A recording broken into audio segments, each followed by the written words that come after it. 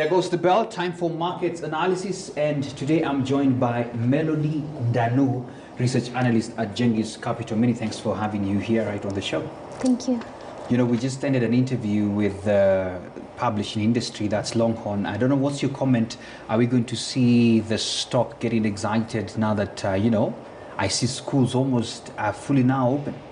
Yes, I believe that now, because in 2020 there was the lockdown and because schools closed, and now as the economy is reopening, schools are going back into session, we're going to see some revenue growth in this counter. So it's just, we also saw that they released their results just recently and they were pretty good.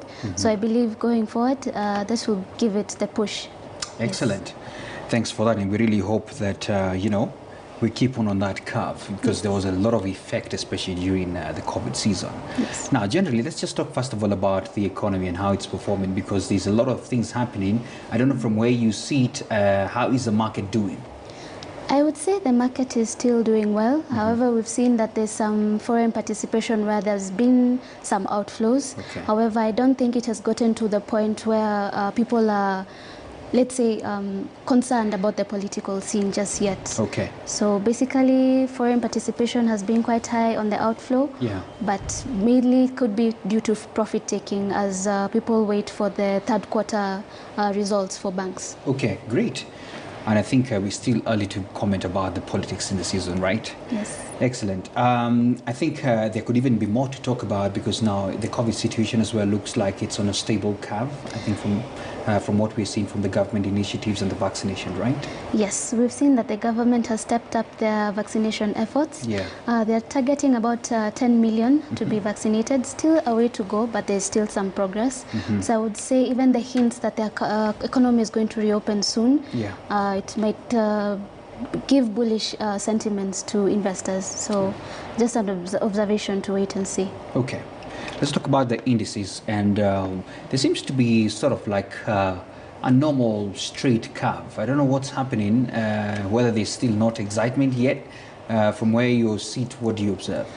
I would say that it's still no excitement per se. I think next year is when we're going to really see how the market is going to react to the election scene. So for right now, it's relatively stable. We can see that because of market capitalization, that's what affects the price, the movements of the indices. For now, I don't think there's much movement. Okay, but certainly at least it's on the positive side, so we are not worried too much. Yes. Let's get into now the gainers and the losers of the day, and I would like to open the session with, of course, the gainers. I see Limuru Tea, I see EABL, Standard Group, Bamburi Cement, Crown Paints. I don't know, what's your comment generally on the gainers, and do you have any specific one that you'd want to point out?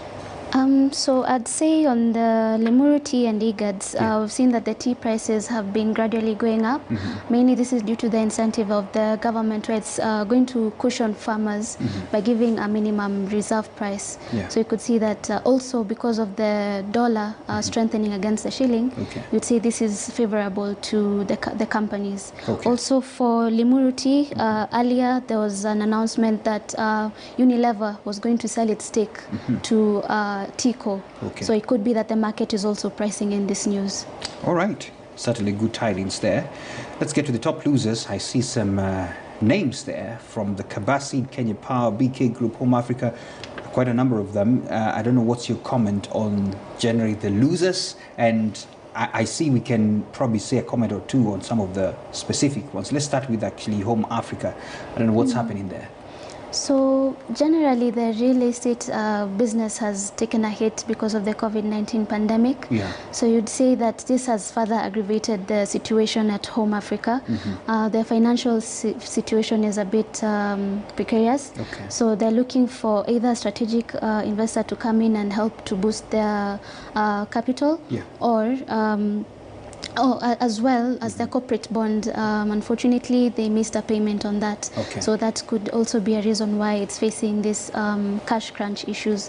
However, they've put in a turnaround strategy. So hopefully this may help them to recover. They also have 3 billion in land. It's in its land bank. So in the event that it sells this land, it can also help to elevate the company. Great. Comment on the Kenya Power. This one I know may Well. interest a few more people. Yeah. Yes, so Kenya Power, I think we've seen all the news stories and the A articles. lot of that excitement happening there. Yes. And I see the government's hand is now in. Yes. Yeah. So we're just hoping that the reforms will be done to actually help to push this company out of its financial situation. We've seen the IPP program where it was found that they were quite expensive, Yeah. and now they're going to renegotiate these contracts. Okay. Also, there's the aspect of reduction of tariffs. So we're just going to wait and see how this affects the company. Yeah. Remember also IMF, they had listed this company as one of the ones that are supposed to undergo reforms. Yeah. So if it does go under reforms, we might see some positive movement on this counter. Okay. Maybe a comment as well on capacity investments. I see them as well as one of the top losers.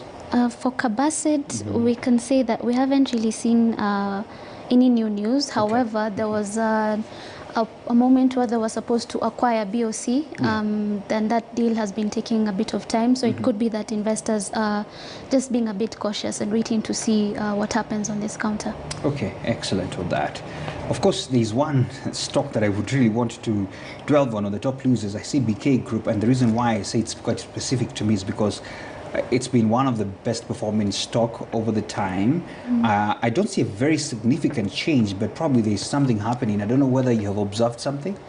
For what I've seen is on most of the banking counters, mostly right now they're going through price correction. Okay. Remember that Q1 and Q2 they had some really impressive results. So it could be that now the market is just correcting back, and also they're just waiting to see now the Q3 results, what happens. Okay, all right. Let's jump straight now to the top movers. Of course, most of them are the usual culprits. We can see Safaricom, Cooperative Bank, Kenyan Equity, EABL as well. I don't know what would be your general comment on the top movers. So I'd say on Safaricom, as we've seen, there's all news on Ethiopia, as well as now its strategies. It wants to introduce smart meters for the public water companies, as well as for Kenya Power. Okay. So we can see that they're trying to diversify their income as well. All right. And also there's a fact that, remember that the government had put in measures to curb the use of physical cash.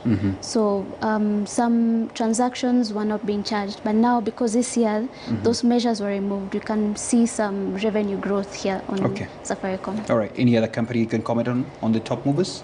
I would say EABL. Okay. We saw that there's been some Is it because of the relaxing of the curfew? Yes.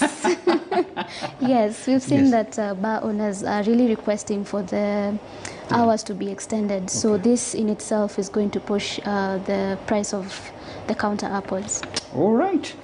There you have it. Let's jump into the fixed income sector. I don't know whether there's anything for our investors and our viewers to observe, especially in the bonds industry. So in the bond market last week, the secondary market declined, but that could also be attributed to the holiday that was on Monday, and also due to the T-bills. They actually performed better. They were from around 40% to 70%. So you could say that investors now are looking at near cash as they look at the uncertainty in the market. They're preferring to go to shorter term securities as just a way of hedging on the ongoing uncertain environment. Okay, all right. Maybe to close this, we can talk about the shilling. First of all, I had you mention a little bit that it's still on a fighting path. I don't know. Yes, so it's still under a bit of pressure. We've seen that now as the economy is opening up, there's more demand for the unit from importers, so that's pushing it up, as well as also there's the issue of increasing crude oil prices, and basically the shilling is just under pressure. So yeah, that's the issue. All right. Okay, so Melody, I don't know whether you have a part in short of what to look out for the week, or what's your advice to investors? I would say invest in fortress stock counters. These are counters that are financially sound, counters that, let's say, like KCB, Equity, we've seen that their balance sheets are very strong. Also with their diversification strategies, you've seen they've gone into new markets that are proving to be quite profitable. There you have it, and we go right straight into your questions.